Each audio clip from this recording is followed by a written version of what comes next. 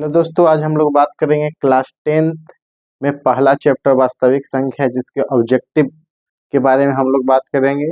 Objective जो golden guide होता है, उससे हम लोग जो है ऑब्जेक्टिव लिए हैं पहला चैप्टर का, जिसमें लमसम लगता है कि 54-55 क्वेश्चन है, 56 क्वेश्चन है। तो इसको हम लोग कंप्लीट करते हैं। तो देखते हैं यूक्लिड विभाजन एल्गोरिदम परिमेयिका है। यूक्लिड विभाजन एल्गोरिदम बराबर सूत्र क्या होता है? तो a बराबर बी क्यू प्लस आर, जहाँ 0 से 12 आर, आर से 12 बी होता है।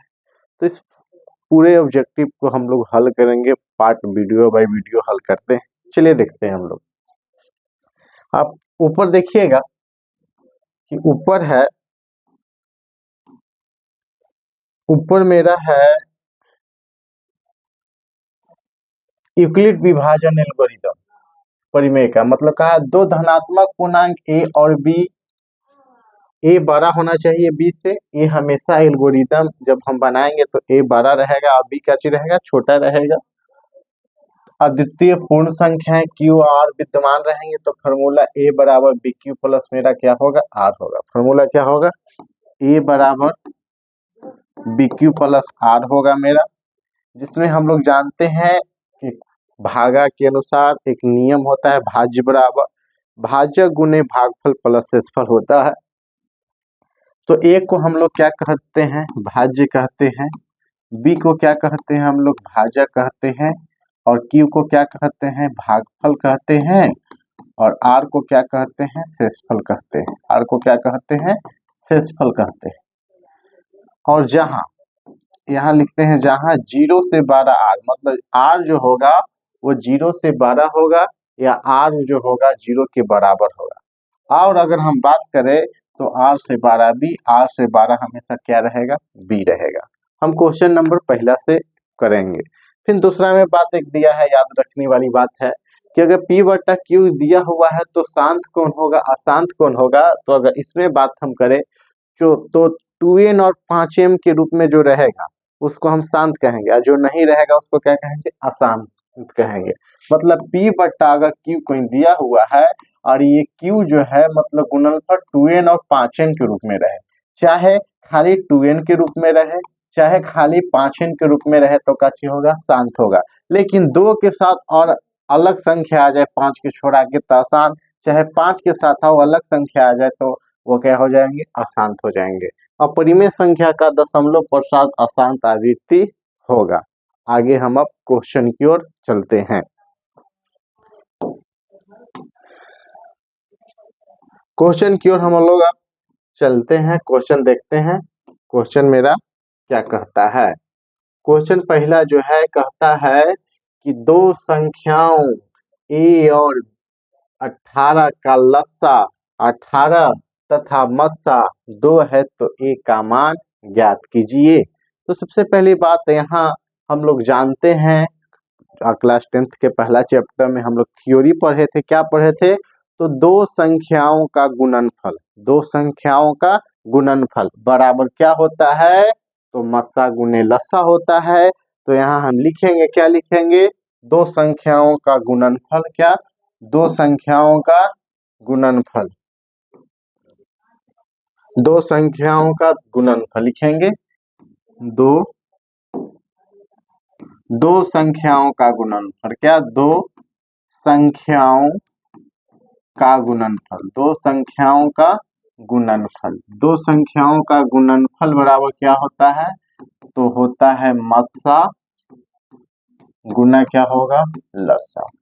दो संख्याओं का गुणनफल मस्सा गुने लस्सा, मतलब कोई दो संख्या a और b है, CF कहते हैं, और इसको क्या कहते हैं? LCM कहते हैं।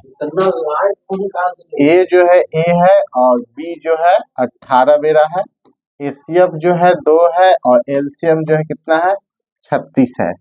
और a बराबर मेरा हो गया 2 गुना 36, और ये गुना में इधर गया तो भागा में 18 दूना 36 और 2 दूना 4, a बराबर 4। पहली संख्या मेरा क्या आ गया? 4। ऑप्शन नंबर 3, ऑप्शन नंबर मेरा क्या हो गया? 3 हो गया। अब हम लोग दूसरा क्वेश्चन की ओर बात करते हैं। दूसरा क्वेश्चन में हम लोग बात करेंगे, दूसरा क्वेश्चन जो है मेरा वो है ए और बी। क्या? ए और बी, ए और बी है। दूसरा संख्या है मेरा ए और बी सहअभाज्य कब कहलाते हैं? ए और बी सहअभाज्य जो है मेरा कब कहलाते हैं? जब उसका मस्सा किसके बराबर होगा कि ए और बी सब अभाज्य कहलाएंगे? तो ए और बी सहअभाज्य तब कहलाते हैं जब उसका मस्सा जो है एक के बराबर होगा, तो वो क्या कहलाएंगे? सहअभाज्य कहलाएंगे। ऑप्शन नंबर 2 हो जाएगा। ऑप्शन नंबर 2 हो जाएगा। फिर हम आगे की ओर बात करते हैं। तीसरा क्वेश्चन नंबर है दो लगातार सम संख्या का महत्तम समावर्तक मतलब एसीएफ। तो पहला जो मेरा हो जाएगा 2 हो जाएगा, और दूसरा जो मेरा होगा चाहे 2 लगातार ही है।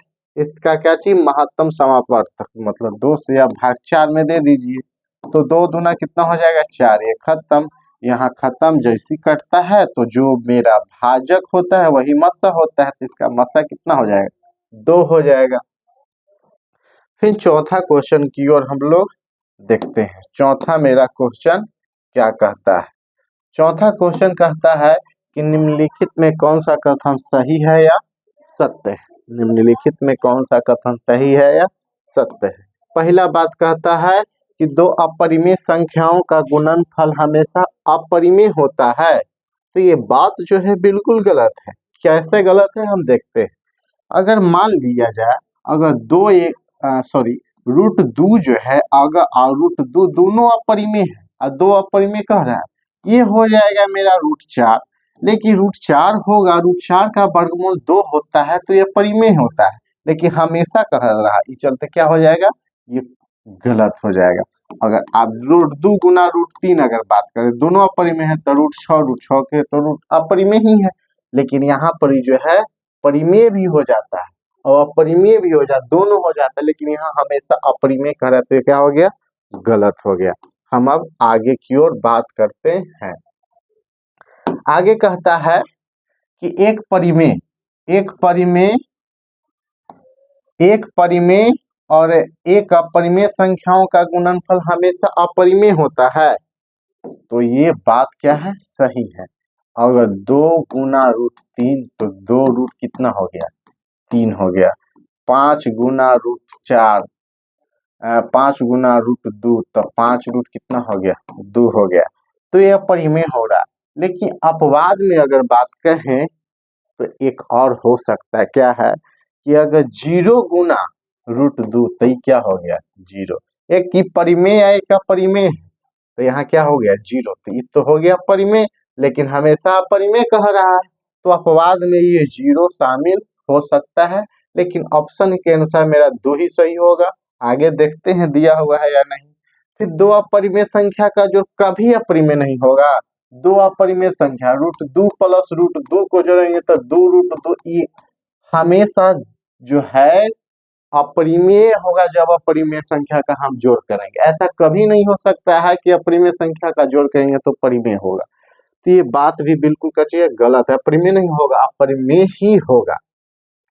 एक पूर्णांक का एक परिमेय संख्या का जोड़ कभी पूर्णांक नहीं होगा। तो हम बात करें एक पूर्णांक संख्या, 2 पूर्णांक अगर 2 परिमेय दोनों है, ये दोनों को जोड़ेंगे तो 4। 4 परिमेय भी हो सकता है, पूर्णांक भी हो सकता है। तो यहाँ भी ये भी क्या चीज दिया हुआ है? गलत दिया हुआ है। ये भी क्या दिया हुआ है? गलत दिया हुआ है। तो गलत दिया हुआ है, तो ऑप्शन नंबर मेरा 2 ही का चीज हो जाएगा, सही हो जाएगा। ऑप्शन नंबर 2 ही का चीज होगा, सही मेरा होगा। अब हम आगे की ओर बात करते हैं। अगला क्वेश्चन नंबर मेरा है पचमा 6,8 और 22 का लस्सा और मस्सा का अनुपात बताएं। तो बहुत आसान क्वेश्चन है, ध्यान से हम लोग देखेंगे। 6 का आप अभाज्य गुणनखंड निकालिए, 2 तिया 6, 3 से कितना 1, फिर कितना है 8, 2 से 2 चौका 8, 2 दूना 4, 2 से 1 अभाज्य गुणनखंड निकाल। 22 का निकालेंगे 2 से 11 और 11 से 1। अब क्या करते हैं? 6 लिखते हैं, 2 गुना 3, 8 लिखते हैं, 2 × 2 × 2 22 लिखते हैं, 2 × 11। जो हमें मिलता है उसको मिला देते हैं और जो मिल जाता है वही मेरा मस्सा हो जाता है। मस्सा मेरा कितना हो गया? 2। अब लस्सा की बात करें तो लस्सा लिखते हैं। पहले जो नहीं मिला है 3 नहीं मिला, 2 नहीं मिला, 2 नहीं मिला, 11 नहीं मिला और उसके बाद हम मस्सा को भी ऐड कर देते हैं।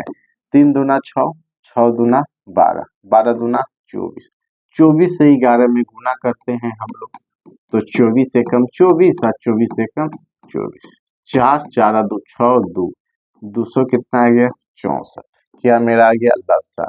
क्या पूछता है? लस्सा और मस्सा का अनुपात। तो लस्सा अनुपात मस्सा, लस्सा अनुपात मस्सा। लस्सा कितना? 264, मस्सा कितना? 2।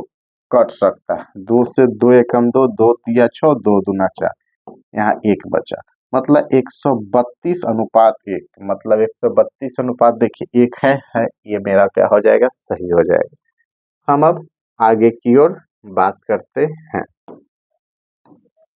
अगला क्वेश्चन की ओर हम लोग बात करते हैं।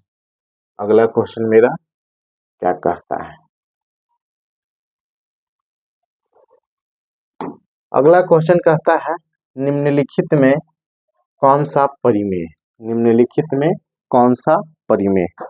तो परिमेय पाई जो है हमेशा क्या होता है? अपरिमेय होता है। √7 भी क्या है? अपरिमेय है। 3√3 बटा √2 का छी अपरिमेय, ये है। √16 के वर्गमूल 4 और √25 के वर्गमूल 5, 4/5 का छी परिमेय है। ऑप्शन नंबर 3 क्या होगा? सही होगा। आगे हम अगर बात करें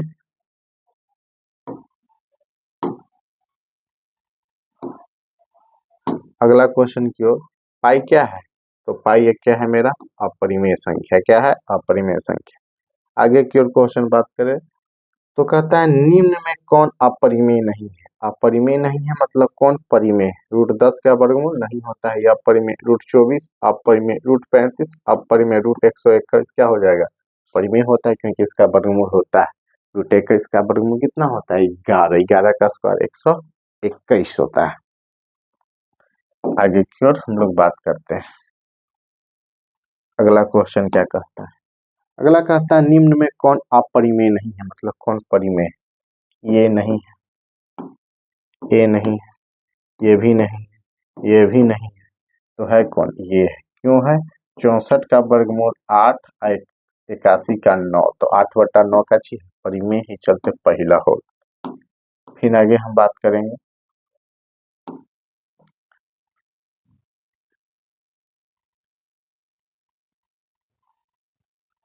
फिर कहता है अगला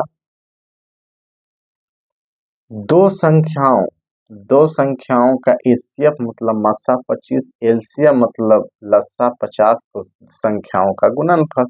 हम लोग जानते हैं दो संख्याओं का गुणनफल बराबर एचसीएफ गुना क्या होता है? एचसीएफ गुना क्या होता है? एलसीएम। दोनों संख्याओं का हमको गुणनफल पूछ रहा है। एचसीएफ 25 और 50। अब आप लोग को मालूम है 25 से 50 में कची करना है? गुना करना है। तो 25 से 50 में गुना करेंगे 100, 25 पे एगो 0 बिठा देंगे तो 1250, यहाँ ऑप्शन 4 हो जाएगा। फिर हम आगे की ओर बात करते हैं, अगला क्वेश्चन क्या कहता है मेरा? अगला क्वेश्चन कहता है कि सबसे छोटी पूर्ण वर्ग संख्या 16, 20, 24 में से प्रत्येक से भाज्य कौन हो सकता है? ये ऑप्शन 4 को दिया हुआ है। जो पूर्ण वर्ग रहना चाहिए, जिसका पूर्ण वर्ग निकले, और वो जो है जिसका जो पूर्ण वर्ग निकले ना, वो 16, 22, 24, 24 तो पूर्ण वर्ग है नहीं, 240 भी नहीं है ना 2400 है तो 16 है और 3600। 1600 मतलब इसको 30 गुना 30 लिख सकते हैं। नहीं नहीं सॉरी सॉरी, नहीं 40 गुना 40, 40 गुना 40 ये मेरा होगा। और 3600 है तो ये मेरा होगा क्या चीज? 60 गुना 60, 6 6 36, 4 4 16, 2 को 0 हो गया। अब देखिए कि 1600 होगा कि 3600 होगा। अब दोनों में देखिए 16, 20, 24 जो है तीनों से जो है कटना चाहिए, चाहे 1600 कट जाए चाहे 3600 कट जाए, जो कटेगा वही मेरा आंसर होगा। तो देखिए अगर हम बात 1600 की करें तो 1600 तो 16 से कट जाएगा, ठीक है, 20 से भी कट जाएगा, लेकिन 24 से जो है ये नहीं कटेगा, 24 से जो है नहीं कटेगा। अगर आप काट के देख लीजिए, और छोटा कर देते हैं तो पता चल जाएगा।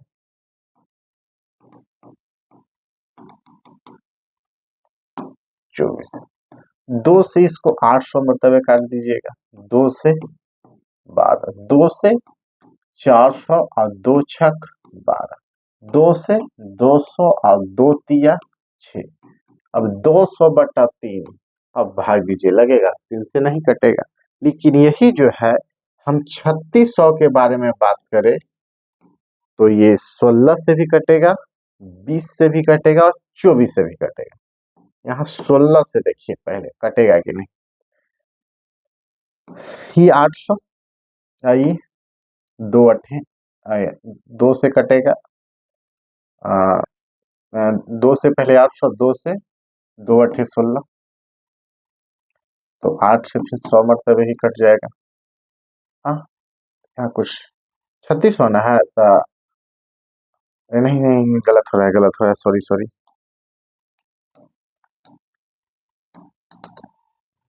यहाँ जो है 3600 बटा कितना है मेरा, 3600/16 से काटना है, 2 से 18 दूना 36, 1 8, 1800 मरतबे आई, 2 से 2 अठे 16, यहाँ हम काट दिए ये सोच, फिर 2 से काटिए, 2 नवा, देखिए यहाँ, हाँ 2 अठे 16 यहाँ से ही काट ले, इसके अनुसार हम सोच के काट ले, 2 से कितना 900 और 2 से 2 चौका 8, 2 से 450 और 2 दूना 4। अब 2 से बताइए नहीं कटेगा, कट जाए, 2 दूना 4, 2 दूना 4, 2 25, 225 मतलब 16 से भाग भी लगाइएगा तो क्या हो जाएगा, कट जाएगा। फिर हमको क्या करना है, हमको फिर 3600 किससे देखना है, 3600 को हमको अब 20 से देखना है, तो ये तो आराम से ये कट गया, तो 2 से 18 दूना 36, 180 मरतबे कट जाएगा। फिर 3600 को किससे देखना है, 24 से देखना, तो 24 से आप भाग देकर भी देख सकते हैं, चाहे इसे काटेंगे। 24 से कम 24, 6 में से 4 गया 2, और 3 में से 2 गया 1, ओकर बाद ऊपर से कितना 0, फिर के मरतबे, तो 24 को 5 से गुना करेंगे, 5 के 20 की सोना हाथ में 2, 5 दूना 10 और 2 12, 5 मरतबे 0, ऊपर से तो भाग दे रहे हैं नहीं लग रहा है, तो ऐसे स्थिति में एगो कांची बैठा देगा, 0 कट गया, तो मेरा ऑप्शन नंबर कौन हो जाएगा, चौथा हो जाएगा, जो पूर्ण वर्ग संख्या भी है और 16, 20, 24 से क्या हो रहा है, कट रहा है। आगे हम बात करते हैं, अगला हम क्वेश्चन की ओर अगर देखें तो मेरा अगला क्वेश्चन क्या होगा, से देखिए अगला मेरा क्वेश्चन है,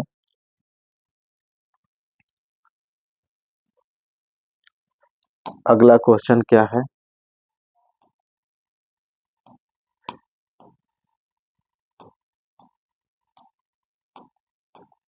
अगला क्वेश्चन है 5, 15, 20 के लसा और मसा का अनुपात बताए। 12 की तरह और एक क्वेश्चन बनाया है 5वां, चलिए बना देते हैं।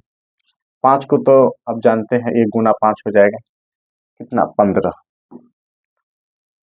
15 का अभाज्य गुणा 3 से, 3 पचे 15, फिर 20 का 2 से 10, 2 से 10 होगा,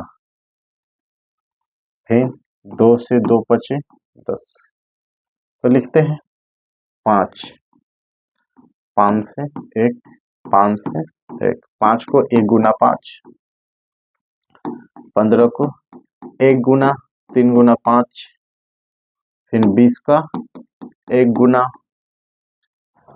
1 गुना 2 गुना 2 गुना 5, 1 मिल रहा है और मेरा 5 मिल रहा है। तो मस्सा मेरा कितना हो जाएगा 5, लस्सा मेरा कितना हो जाएगा, तो लस्सा जो है 3 हो जाएगा गुना 2 गुना 5, 3 दूना 6, 6 दूना 12, 12 पचे 60। तो लस्सा अनुपात मस्सा, लस्सा कितना आ गया 60, आई 5, 5 से 12 पचे 60, 12:1। चौथा नंबर 12:1। अब लोग हम आगे की ओर बढ़ते हैं। अगला क्वेश्चन मेरा क्या कहता है, अगला क्वेश्चन जो है मेरा कहता है भाज्य बराबर, अभी बताया भाज्य बराबर भाजक गुने भागफल प्लस क्या